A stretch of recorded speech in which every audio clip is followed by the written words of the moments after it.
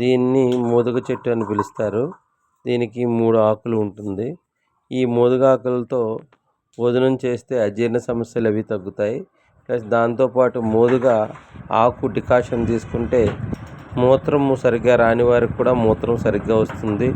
ఈ యొక్క మోదుగ పూలని డికాషన్ తీసుకుంటే కిడ్నీలు హెల్తీగా తయారవుతాయి.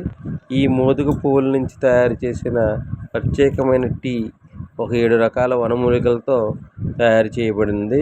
కిడ్నీ యొక్క బలాన్ని పెంచుతూ కిడ్నీని హెల్తీగా తయారు చేయడానికి ఈ మోదుగ పూలతో ఒక ప్రత్యేకమైన టీ తయారు చేయడం జరిగింది. దాన్ని ఎవరైతే డయాబెటిక్ పేషెంట్స్ ఉంటారో వారానికి 3 సార్లు తీసుకుంటే దీన్ని కిడ్నీ హెల్త్ మెరుగుపడి కిడ్నీలు హెల్తీగా తయారవుతాయి. ఈ చిగుళ్ళు డికాషన్ తీసుకున్న వాళ్ళకి